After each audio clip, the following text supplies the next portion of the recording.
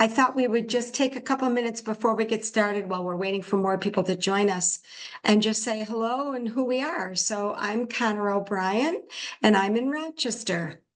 I'm going to pass it over to Judy Scott. Hi, I'm Judy Scott. I'm from Webster, New York, and I look forward to tonight's program. All of this means so much to me for my family and neighbors. Thank you. Hi, I'm Lisa Maynard, and I am with Rochester for Harris, Project 2025. Happy to be here and learn and share.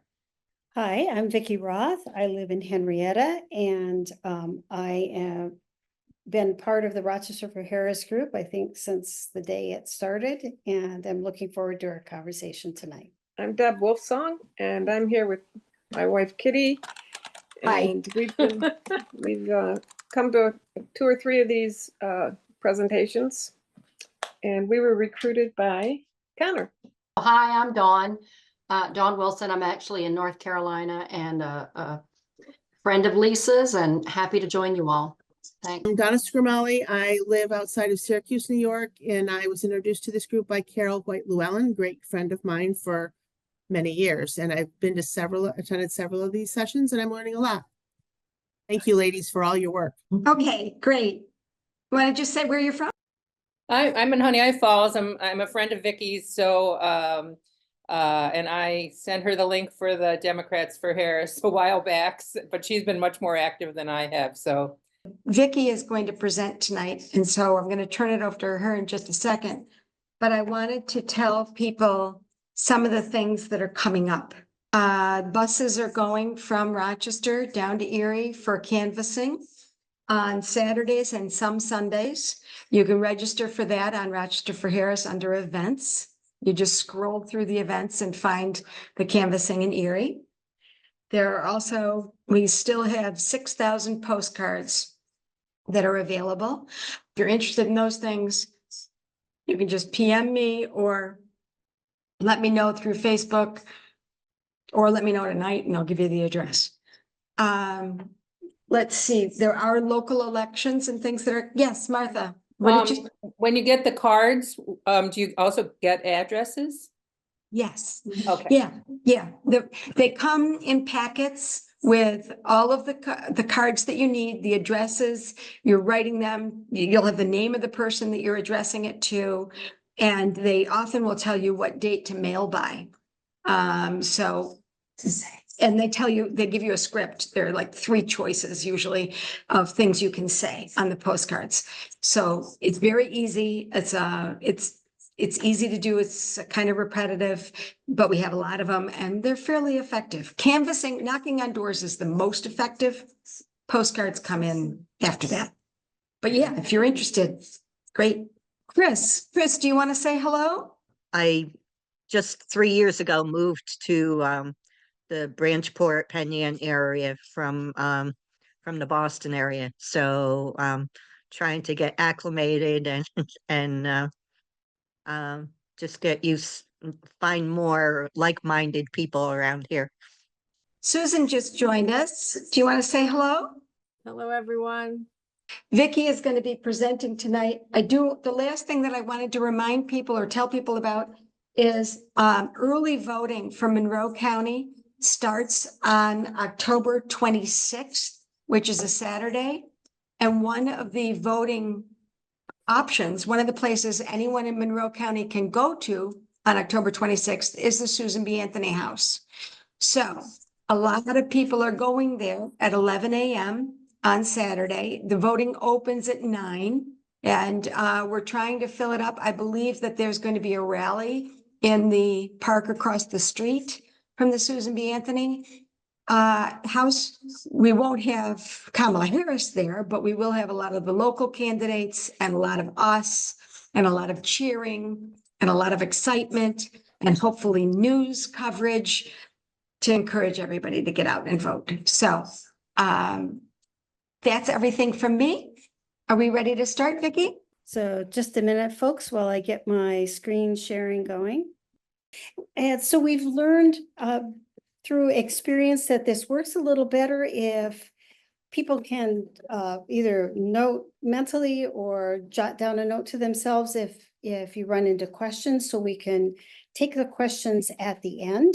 And I actually ended up with a fair bit to present to you folks tonight. I am going to try my best not to rattle through this too quickly, but at the same time, I really do want to give us some time to talk amongst ourselves about the implications of what Project 2025 has to say.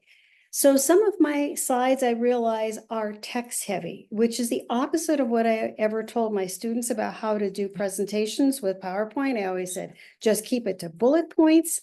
Don't try to say everything on the slides, but we upload this after the presentation. And so I wanted to give you folks enough information, because you folks are going to probably be talking to friends and family, neighbors, in the upcoming days. We're now kind of down to days almost, about things to do with the election. And so I wanted there to be enough there for you to have some information pulled together for you. I also put a bunch of stuff in the for further study at the end of this slide deck. So you have more to chew on if you want to, and then citations at the end also, because I always told all my students, don't say anything that you can't back up. So I'm trying to do the same thing. And just as a little teaser, there is a slide at the end of the entire deck that I really don't want people to miss. So I hope you will check it out after we upload this, because it's something that I think you're going to want to quote. Oh, okay. So I think people have probably heard a fair bit about Project 2025 already.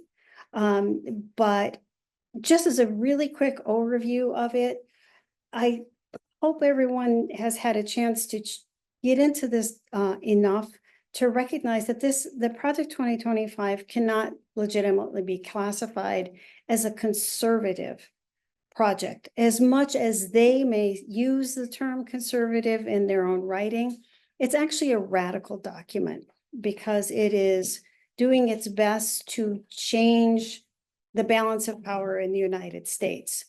It very much is aiming to concentrate power in the office of the president. It is aiming to purge civil servants, up to 50,000 civil servants, and replace them with political appointees.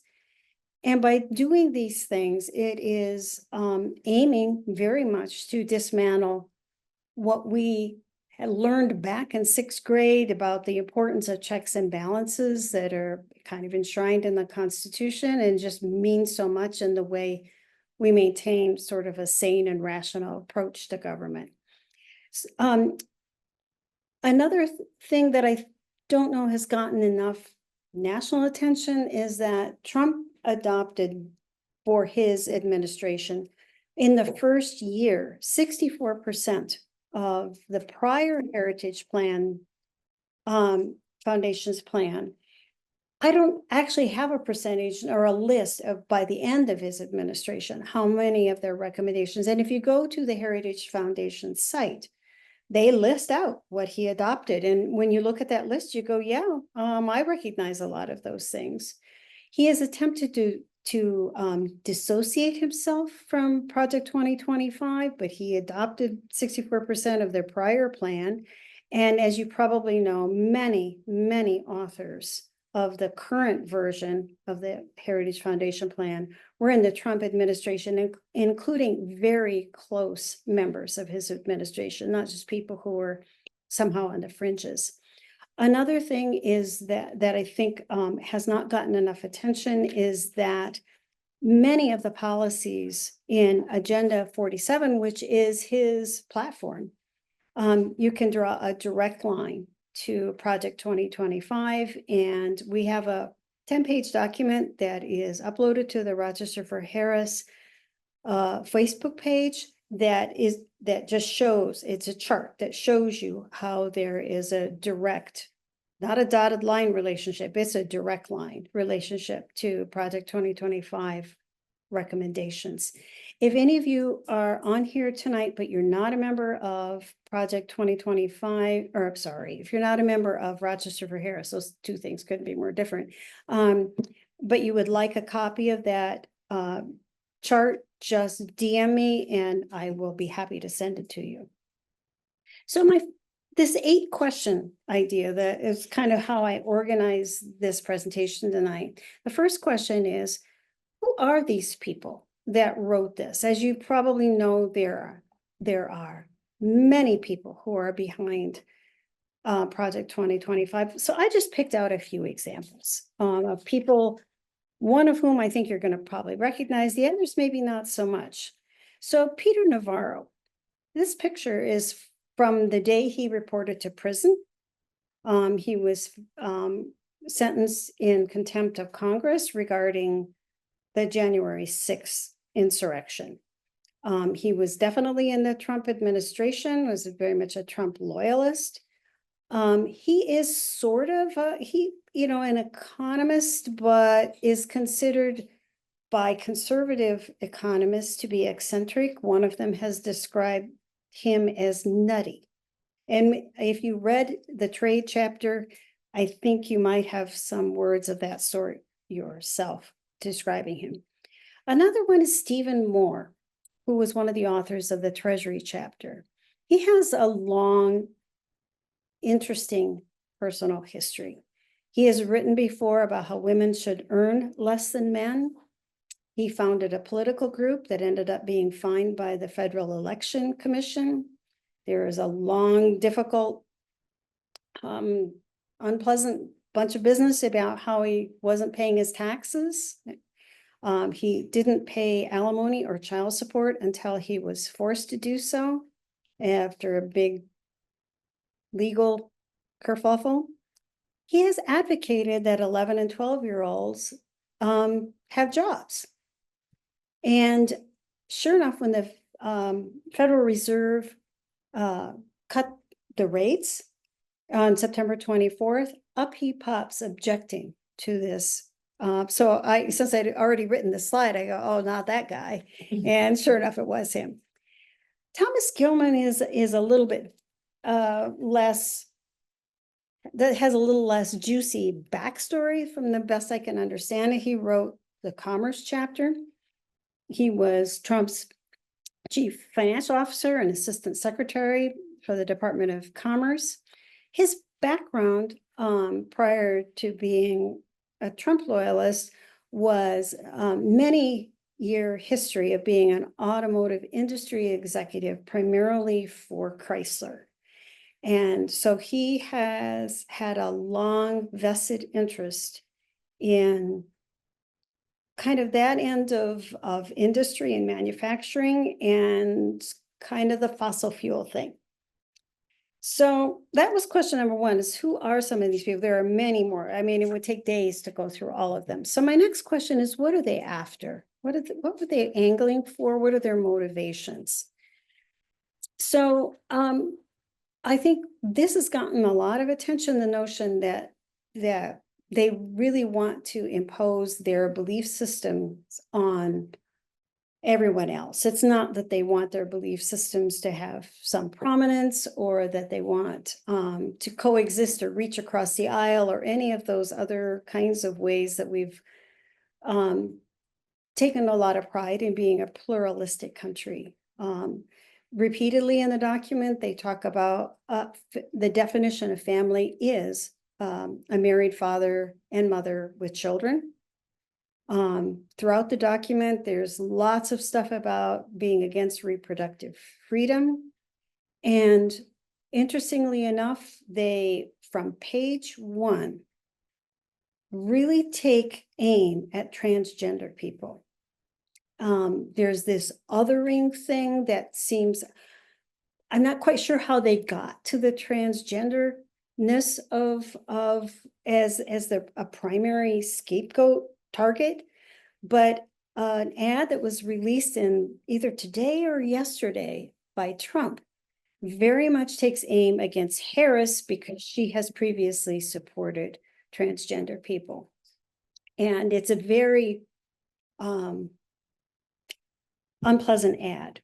And throughout the document, Project 2025, a mandate for leadership, they really want us to be horrified by transgender people, and they use that as sort of a way to make people who seem different to some people seem like threats to everyone. I would say that their belief system is very contradictory. There's a lot of contradictions right within the same chapter, even within this on the same page. So Jonathan Berry wrote the labor chapter. He makes a lot of pious comments about family and work at the start of this chapter, but then he launches into quite an extended discussion about how minors should be allowed to work in dangerous jobs because kind of along the notion that, well, they would be interested in dangerous jobs and this would be good for them to do dangerous jobs. I couldn't follow his reasoning on it exactly, but the fact that he made a deal of it kind of seems a little bit also in keeping with Stephen Moore, who wants 11 and 12-year-olds to work, all this stuff about being pro-family, pro-child. They contradict themselves in short order a fair bit of the time. As I've shared amongst our committee here, I am a little bit skeptical about their belief systems being deeply held. I think a lot of this time, this is a smokescreen for another set of beliefs, which is they are saying, I believe in protecting the very wealthy. Once you start looking at this document from the lens of protecting very big money, particularly fossil fuel money, it just sort of, with that lens, so much becomes apparent to you about what they're really angling for. And so I'm going to talk more about the whole fossil fuel thing in a bit. We can maybe take a look at the third question I thought of next, which is how do they intend to carry out the economic elements of their agenda? And again, as I mentioned, they intend to concentrate power in the office of the president. There's an actually long and very boring beginning early in the document chapter about the office of the president. And I think a lot of people might read that and not actually see that what it's really talking about is undoing the balance of power, that the checks and balances thing, but that's what this is really about. Also in the document, there's a lot about censorship, repression of ideas, and dismantling of agencies and organizations. So it's kind of like, let's take it apart. Something else that I'm actually hearing just a little bit about, but I think it deserves more, is how they are advocating for the elimination of data collection. Because if you don't collect data, you don't know how things are advantaging some people and disadvantaging other people. And it pops up in some, I think, kind of distressing ways. But that's it's a deliberate strategy. They're not subtle about it. I'm not reading between the lines. They just come right out and say, we don't want to collect this data because we don't want X, Y, and Z to be known. Then there's a lot in the document as a set of strategies around deregulation and privatization of services and programs that have traditionally been held by the federal government. So we have certainly heard a lot in recent weeks about the tax plan, and that's my fourth question here is, what is their tax plan?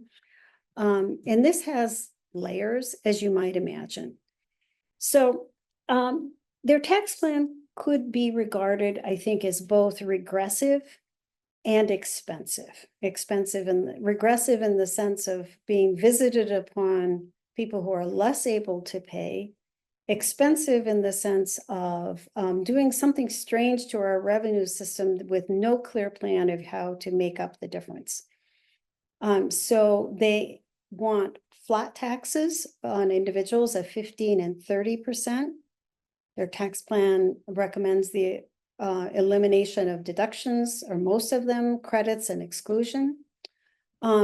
Trump picks up on the same idea and has a range of tax cuts that are actually, if you look into this, are deeply confusing. I really wanted to make a crisp statement about, for you folks, about what his tax cut plan is. I can't do it because it's every day it sounds a little different, and I'm not even sure there is a clear-cut plan. But it's absolutely very clear that he thinks tariffs are the answer to raising revenue. And I'll get back to more about that in a minute. On Project 2025's plan for corporate taxes is to reduce corporate taxes from 21% to 18%. And Trump has a plan to reduce this even further to 15%. So again, where does this lost revenue come from? What gets eliminated? There isn't like a clear dollar figure that's been placed on how much we would lose.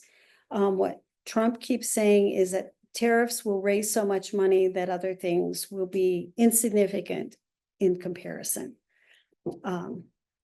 So I don't know how many of you have heard this Mencken quote before, but there's always a well-known solution to every human problem: neat, plausible, and wrong.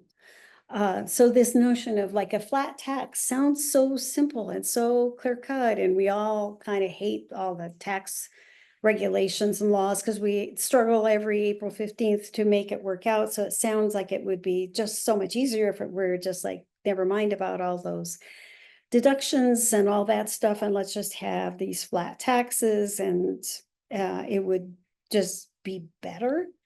But without an understanding that sometimes simple solutions to deeply complex problems make a great deal more trouble for us. So this whole tax plan has, such as it is a Project 2025. Again, I think it's not really clear what the Trump tax plan is, but the Project 2025 plan has been analyzed more depth, and it clearly shifts the tax burden from wealthy tax filers to middle income tax filers.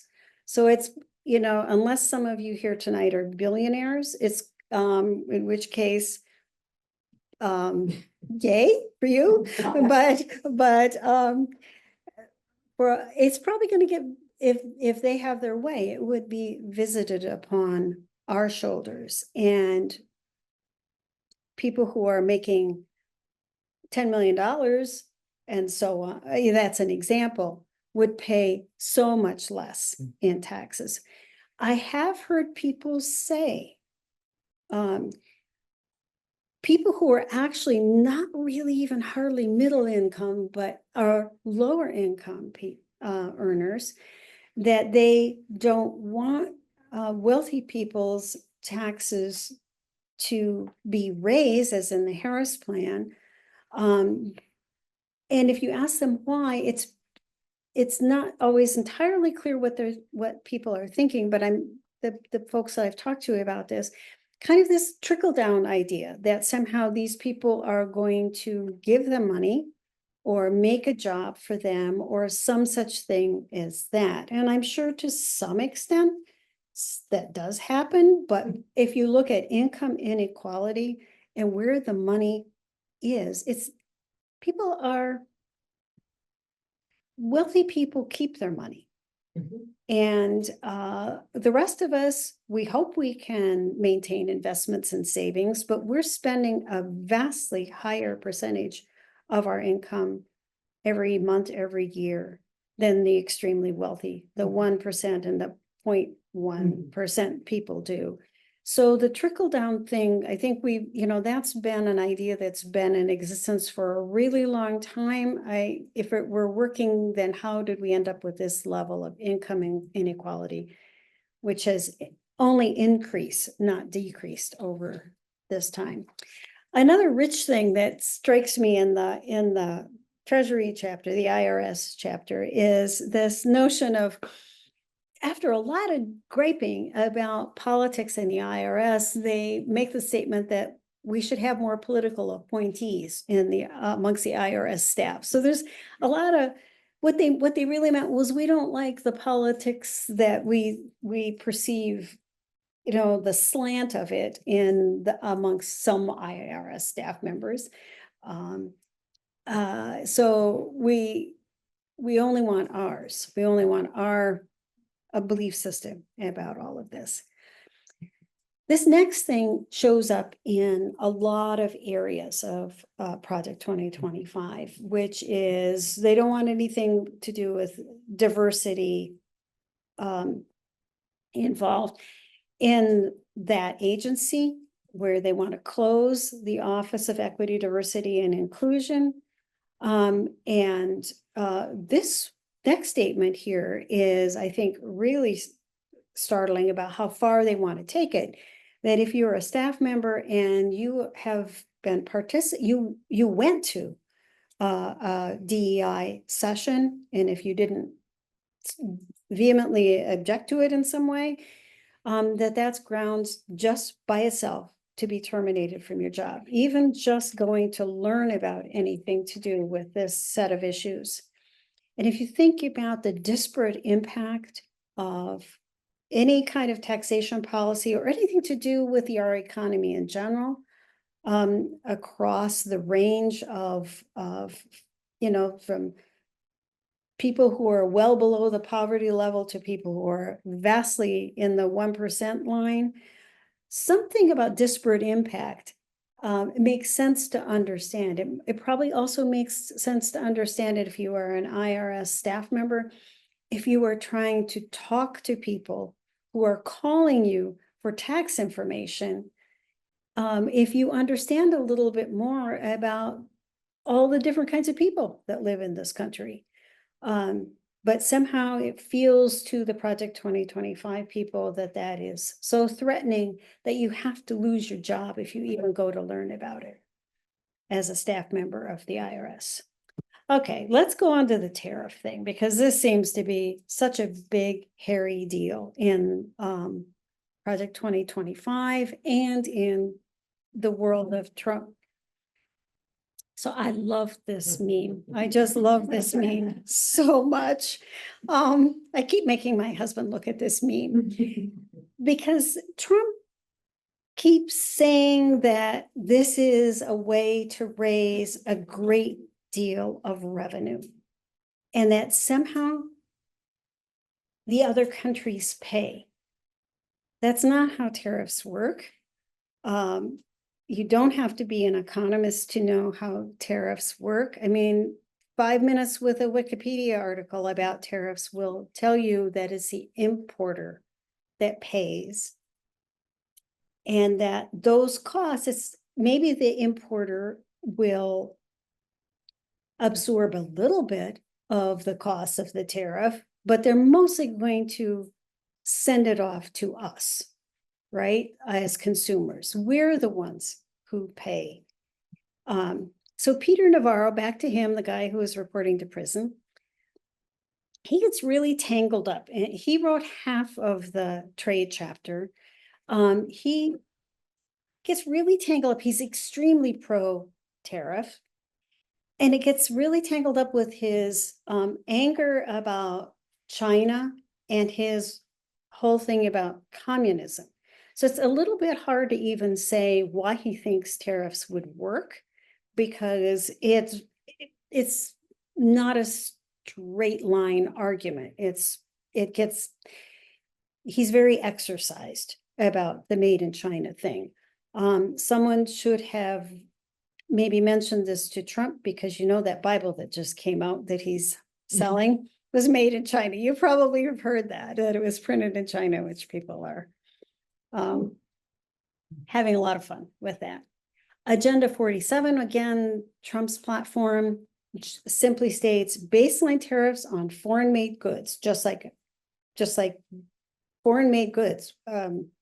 So I invite everyone to just go through their house sometime in the next couple of days and just look at where your various items in your house were manufactured, and think about needing to pay that extra amount of money for those foreign made items.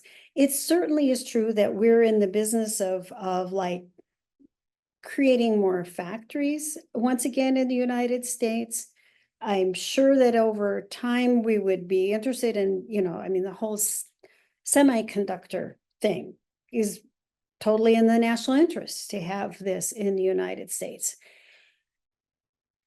These are the factories in China, are $1 billion, to build them is over $1 billion.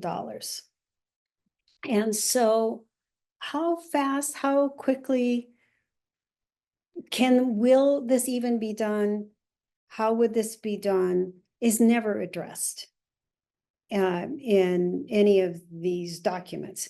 And I think a lot of the time it would be years out if somehow we would somehow bring these all home, or never return to factories in the United States at that level.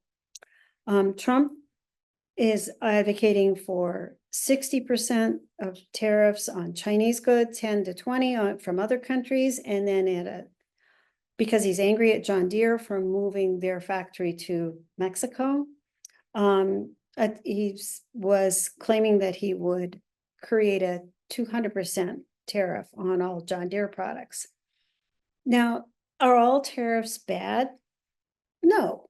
Biden has continued a lot of tariffs. I think that tariffs, in my view, should be used with surgical precision and carefully thought through where the cost benefit analysis, after a cost benefit analysis of each one, and for how long and for how much, and what do we hope to gain out of this, makes a lot of sense to me.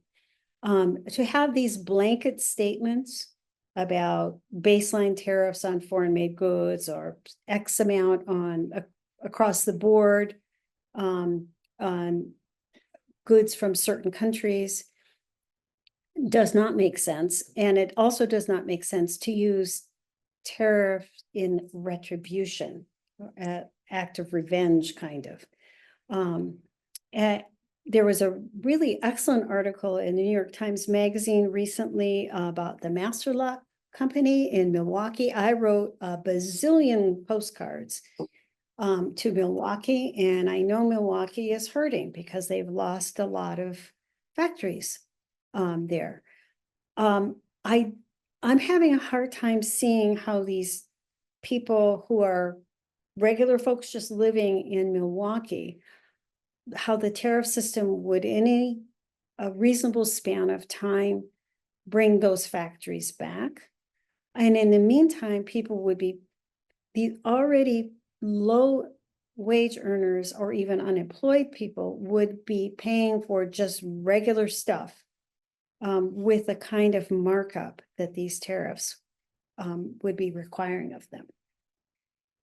So Trump has recently doubled down on tariffs. It comes out in pretty much most all of his rallies that I can see.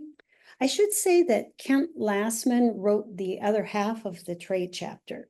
He's a libertarian, a climate change denier. He's opposed to the EPA.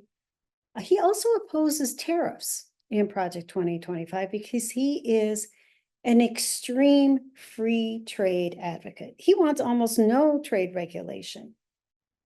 And he is the baby formula guy. If you can remember from some of the presentation, like at the DNC and other places where people have talked about Project 2025, he's the guy who is advocating for loosening up the regulations about maintaining the quality of baby formula. I don't even have words for that. But anyway, there's more in the for further study part about Kent Lastman. Something that worries me is that this Reuters poll that recently came out, where 56% of people were kind of okay with the tariff idea on all imports. I mean, just not as a surgical tool, but just like across the board kind of tariffs. And it leads me to wonder how much people remember from 12th grade government or 8th grade social studies about how tariffs work. And I suspect that people may not have a good grip on it. And I think we need ourselves to understand more about this, since this is a fundamental element of Project 2025 and a very, very fundamental element of Trump's plan. So as we talk amongst our friends and neighbors and friends and relatives, I think I have recently had some people just come right out and ask me some questions about how does this work anyway, which sort of surprised me. So I think amongst some people who are maybe a little bit on the fence, all of a sudden they're starting to realize I'm going to have to vote soon, or I'm expected to vote soon.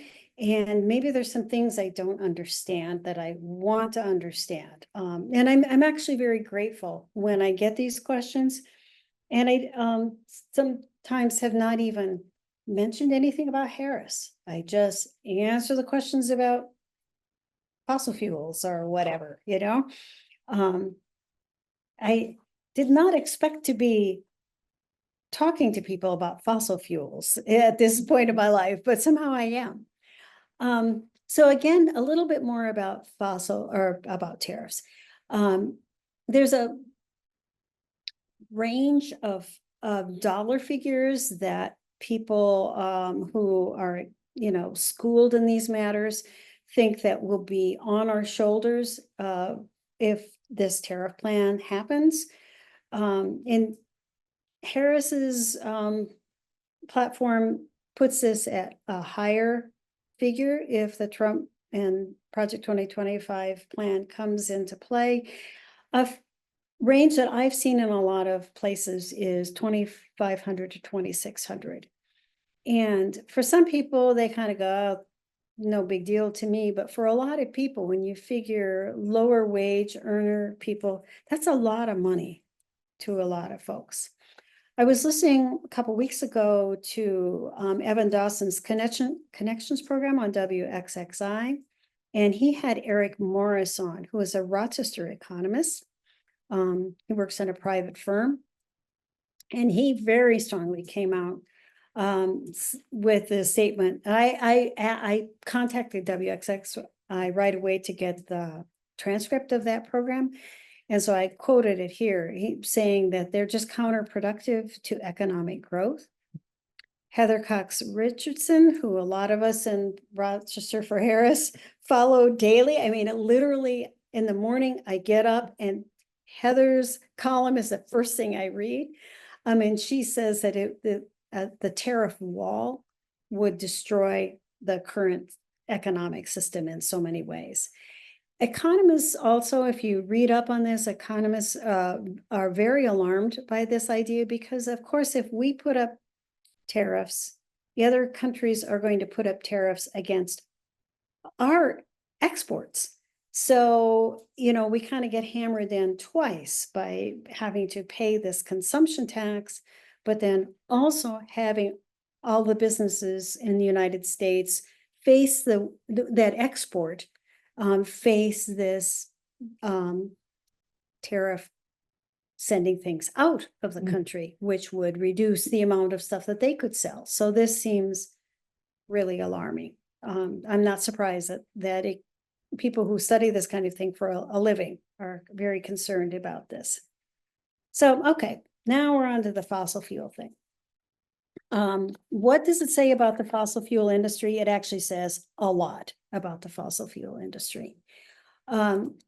Making some weird claims at various places. Like in the Treasury chapter, there's this statement about how economic growth and technological scientific advance are by far the best ways to mitigate against, they don't say climate change, but extreme weather events.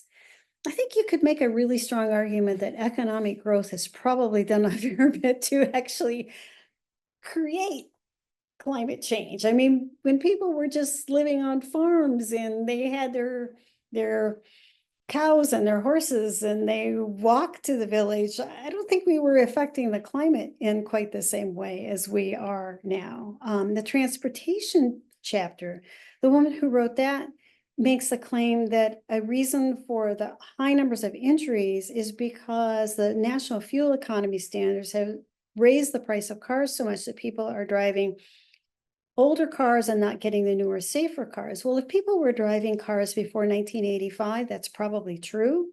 I don't see a lot of cars that old on the road, maybe classic cars, but and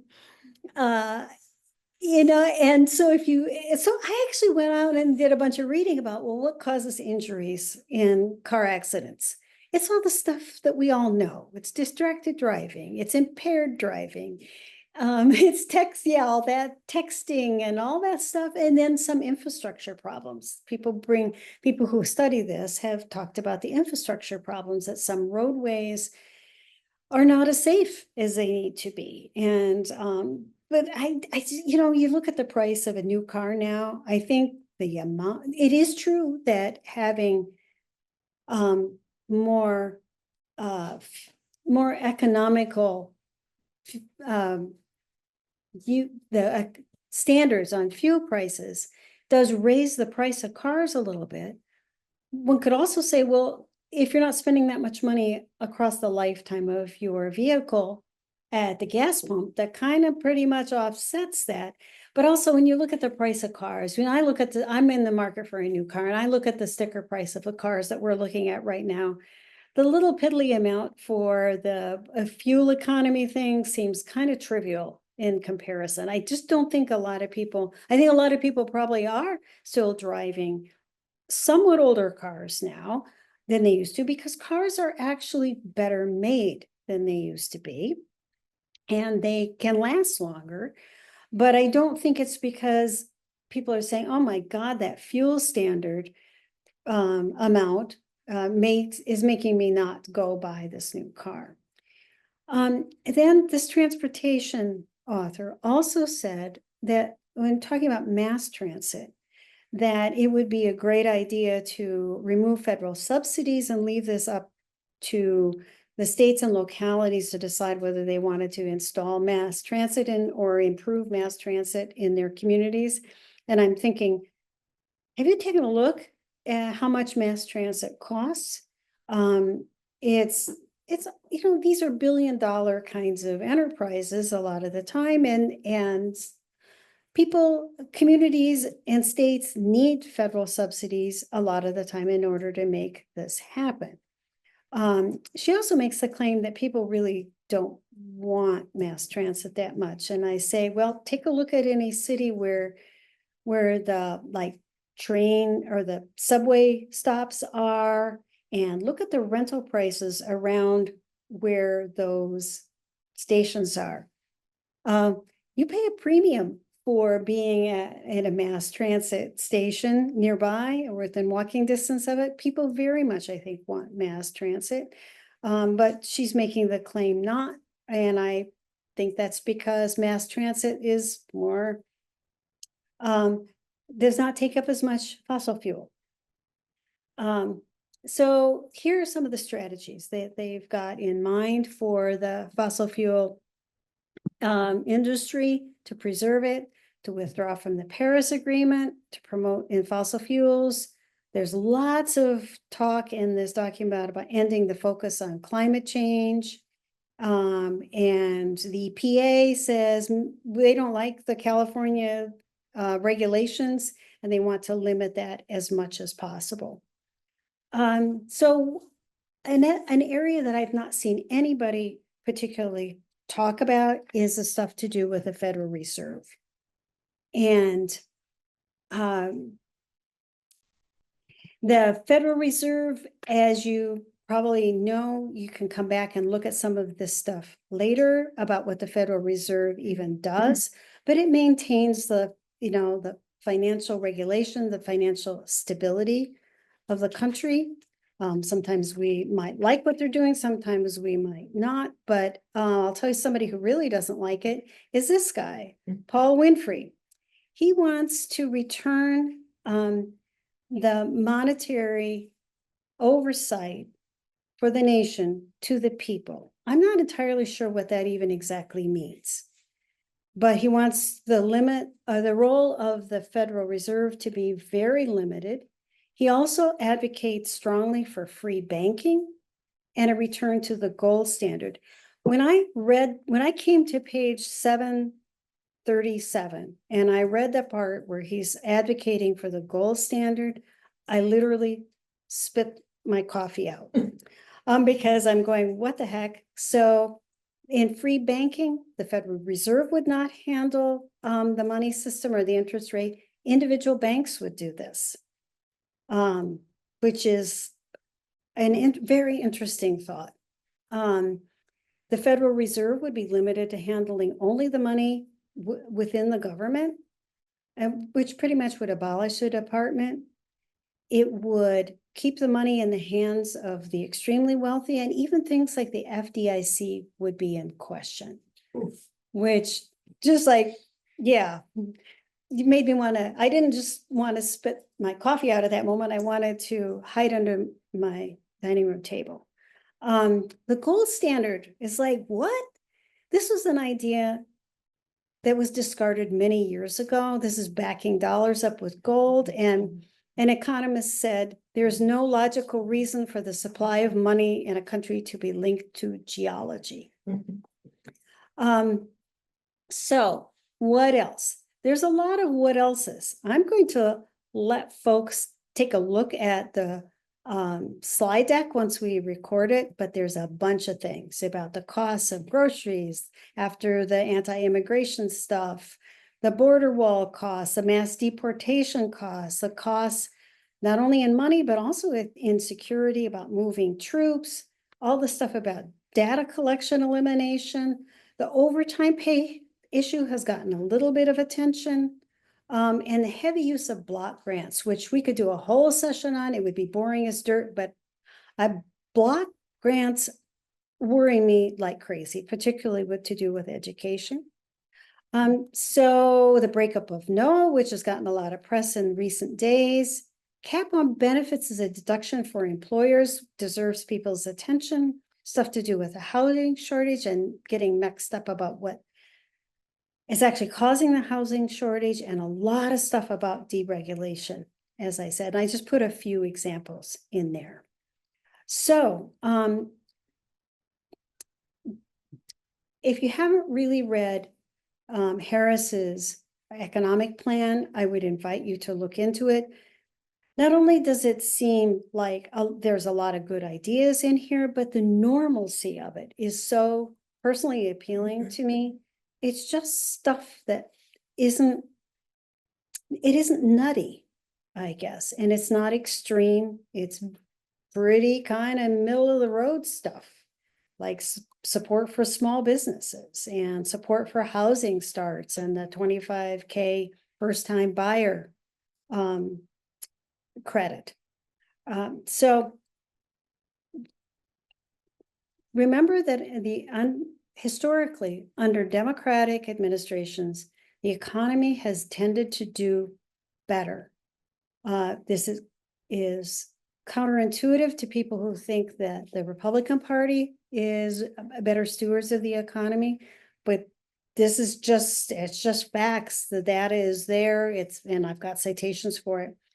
And unlike what Trump has trying to convince people of, the economy is really doing quite well right now.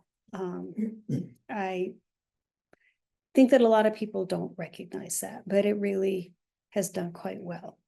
The Federal Reserve, the Biden administration has basically caught, I've heard this phrase used before, has caught an egg on a plate by not having us plummet into a terrific recession. We will eventually go through a recession. This is just the way economies work. But the fact that we've gone through all of this upheaval in recent years and we're not in this tremendously awful recession at this point is, to me, a remarkable accomplishment. So I don't want any of us to let Project 2025 to keep us up at night. We should take a Although there are moments after reading this document, I mean, I have to go, I said this to the people here, that I have to watch cat videos after I read a bunch of this. But then I will write some postcards, and I know people are doing canvassing. We can help other people register, we can do phone banking, and really, really, we can talk to people, just face to face, talking to people about what this all means. Please check your voter registration and your polling site. We know that purges of voting rolls are happening in different states. I would please ask you to encourage your friends and family throughout the country to do the same. As Connor was saying, early voting starts on October 26th. I am going to be at Susan B. Anthony along with my husband. Crack of dawn. Yeah, I know it doesn't open to crack of dawn. I am not missing this. And then election day, I would, believe me, we will be there. We're bringing friends. And we all know, I think, that election day is November 5th, Tuesday, November 5th. Vote.org is the place where there are many places to check your voter registration and polling site, but that's an easy way to do it. So there's a bunch of slides after this about details for further study if you're so inclined, and then a whole bunch of citations if you want to take a look at where any of this information came from and how you can read in more depth about any of these topics. So I know this was a lot of information. I'd really like to hear what people are thinking about all of these ideas that Project 2025 has, or what, for that matter, what Harris has in mind for the economy. My one question is, are you going to show us that last slide that you wanted everyone to see? No, we have to dig for it. Yes. Okay, good. Martha has a question. Yeah, Great. I have a question. Go ahead, Martha. Where do you find people who aren't already thinking along the same lines? I'm not running, all of my friends and family are all, leaning towards Harris. So where do you find those that don't have any sense of, they haven't registered to vote, or they don't know who they're voting for? Come to my family. Yeah. Oh, Come to North really? Carolina. If you want to talk to people who are not sure, join us canvassing in Pennsylvania, I because can't. that's exactly Sorry. who you'll be talking to. Yeah. I'm Okay? yeah, unable to. Well, maybe one of the other later ones, but not this one. Yeah. It's every weekend between now and election day, every Saturday, and I think several Sundays. And there's a bus that goes down there? If you want to do it, if you're in a position where you can do it during the week, the Erie, Pennsylvania Harris team has people walking every day. Oh. There were just a lot of comments in here about the price of automobiles and the cost of the tariffs, and people not understanding tariffs. I mean, other people not understanding tariffs and the Trade Act and things like that. And it sounds like Trump wants to use tariffs to settle the scores. Was one of the comments. Putting the banks in charge seems like a great idea. That's with a great amount of sarcasm. I'm wondering, like, what is it that's keeping people from believing that the economy is doing okay? I think part of it is day-to-day living expenses. I mean, I've got friends who are very left-leaning with me, and they are just, going to the grocery store and everything costs so much more than it used to. I mean, not that that's Biden's fault. That's just the reality of what we're living in. It's not like all of a sudden, because somebody else becomes president, the prices are going to go down. Most of that's corporate greed anyway, packages shrinking, getting smaller, costing more. But I think that's, for some people, is a big part of it. Just their day. They are blaming it on Biden. Oh yeah, they Trump blaming it on Biden. Yes. They're believing him. Yeah. They're drinking the Kool-Aid. Yeah, exactly.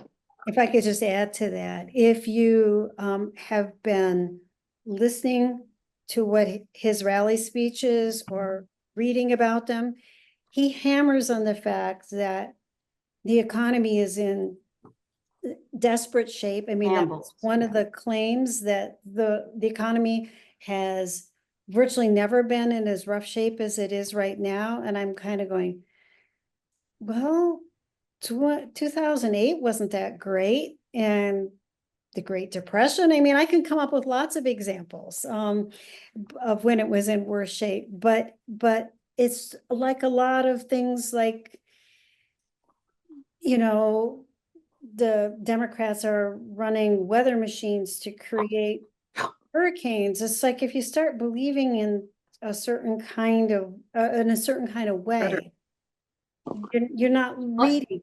You're not reading or looking things Right. up from, you're in an echo chamber. Yeah, you're listening to rhetoric, yeah. taking it for fact. Well, and the sad part is, you know, that I'm assuming Trump has investments. I mean, I guess he actually does really have some money. But if he does have investments, I mean, maybe he doesn't, but if he does, then he knows the economy is doing really well. I mean, you know, now that may not be true for the average American who probably doesn't have, you know, a big 401k or any of that kind of stuff, but all those indicators, I mean, they just came out today and said that inflation is 2.5. Like it's, you know, it's the lowest it's been, I don't know, in years. So I mean, it's ridiculous. The things that- also, when you don't pay your taxes and don't, I mean, that helps some people, i.e. Trump. If every family is gonna have to put up with the burden of $2,500 to $2,600, how many pennies does that equate to in their grocery bill? You know, if they're saying that my bread went up 29 cents, it's gonna be a whole lot more than that when their avocados from Mexico start costing more, Robert Reich points out that for many years, especially since the Reagan administration and in the many years since then, jobs got offshored, wages were kept low, and all kinds of things were done that kept John Q. Public or the average Joe at basically stagnant wages. And so a lot of what we're seeing now is reaction to that. And when they see somebody who says, I can fix all this for you, even though what he tries to tout is stupidity, people want to believe him. If people are listening to AM right-wing talk radio, they're hearing the economy sucks all day, every day. Those people, I listen to them. It's painful, but I do it. And they're still talking about $7 a dozen eggs and that sort of thing. And that's all day, every day on every one of those programs. So if that's your source of news, that's what you believe. I was just gonna ask that $2,500 that she mentioned a minute ago that was listed there. Is that a month, a year? How much, when is that, over what period of time? That was the most commonly cited annual figure I found for what tariffs would cost for kind of typical consumers. Okay. And I wanted a question about that. Does that include all of the hidden costs? Like my car might be made in the US, but all the parts might be made elsewhere. So does that might be how Harris is coming up with a higher number because there are additional costs. Yeah, I thought a lot about that as I was trying to pin down a figure that would make the most sense to describe what the costs would be on the shoulders of typical Americans. And I thought a lot about, because we all know that anything that's very complex at all that's manufactured is probably pulling in parts from a lot of different places. And so how do you even calculate that, or where do you even assess a tariff under those circumstances? Gets to be really crazy. There's something else about the whole notion of the marketing, which is really what it is, of trying to convince America that the economy is really terrible. Not only do people maybe not read as much as they should, about how the American economy is situated right now, but people probably don't pay as much attention as they should to what's going on with the economy of other countries. And if you've at all watched what's happened in the United Kingdom after Brexit, where their inflation has been astonishingly higher there than here, and it was done through a right-wing set of maneuvers. Really, this whole Brexit thing was a right-wing maneuver, and it absolutely has bit them.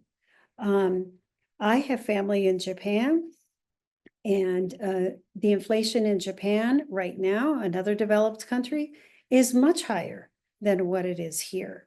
So, you know, if you're only living in your echo chamber, you don't read, you don't pay attention to what's going on in other countries, you start to believe this stuff. And so that's why I'm asking for us to be part of the army of folks who are trying to get more accurate information out there. Susan? Yeah, just a little story. Today I went over I live in Fairport, so I went to the Parrington Wegmans, got my COVID shot and my flu shot. And I had my Yes She Can button on. And when I went into the little exam room to get my shots, the pharmacist was all over me. She said, I'm not supposed to talk about cop politics, but I am so upset. And she was going on and on. And I was actually, after I left, I thought, did she even give me the shots? She said, there is such apathy here. My coworkers, many of them don't vote. Many of them don't think that their vote would make a difference. And I thought, geez, you know, down ballots, right? But I think there's a lot of cynicism out there and apathy, and we have been boiled, so to speak. And she said, my brother lives in Pennsylvania. She said he lives in State College, and he's very upset because the Trump team is out there full force, and she doesn't think that there's enough Harris people out in State College. I don't know if that's true or not, but it struck me about the whole point about getting out the vote. And that really is the whole postcard campaign, right? To make people realize that their vote does make a difference. But I do think that we've just been boiled down. And that's also part of it. I can tell you here in North Carolina that, at least from what I can tell, I see a lot more Harris ads than I do Trump ads, which is, you know, obviously we're a state in play, but it's good to see, because I think that shows that they're really, you know, taking us seriously and getting the word out. And there seems to be a pretty robust campaign. And the other thing I think too is, I know that Harris has gotten a lot of pushback from people who are, you know, wonder why she's spending time on these podcasts and Howard Stern and doing all this stuff. But guys, that's where young people are listening. They're not listening to 60 Minutes. They're definitely not listening to 60 Minutes. Many of them, most of them aren't. But, you know, that Call Her Daddy podcast, which I'd never heard of before, 10 million women between the ages of 18 and 35 are listening to that. And Howard Stern, I don't know how many millions have listened to him, all ages, males and females. And you just have to think, I mean, my daughter said this, she's 31. She thinks that Harris's campaign has got it. Like, they understand how to get the word out to her generation of people.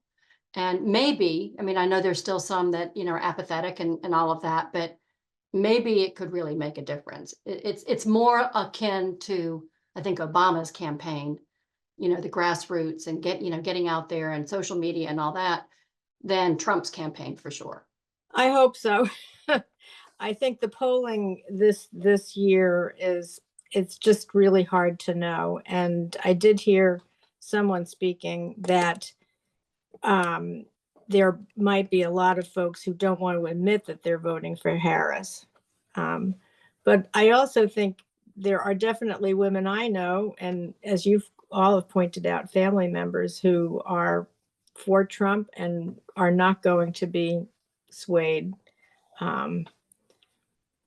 And they're women, many of them. So much of it is coming down to getting people to vote. The persuadables that are out there, we're not necessarily persuading them. They already made up their mind who they're going to support if they vote at all. So the question is, they're undecided about whether or not they're going to vote. And that's what we're trying to increase. I don't even understand how people can be undecided at this point. Like, what are you trying to decide between? I just don't get it. I really don't. Yeah. I don't even know what's important to you if you haven't decided something at this point. Well, I'd like to thank everyone for this, coming to this session and for your participation, your good thoughts about it. We're down to a few weeks here, so I think we need to stay busy. On Tuesday, the 15th, we have the impact on LGBTQ plus. So Project 2025 has a lot to say about that. And our presenters are going to be Harry Bronson and Carol Ebersole Weiss. So that's they couldn't attend on a Thursday, so they're doing it on Tuesday, still at 7 o'clock. Please share the fact that these presentations are happening with other people, and you will be getting an email with this presentation and all of Vicki's wonderful notes. She has really been focusing on this and digging deep for us. Thursday, the 17th, is reproductive rights, correct? Yep. And Lisa Maynard will be doing that. Do you have somebody joining you or? No. All right.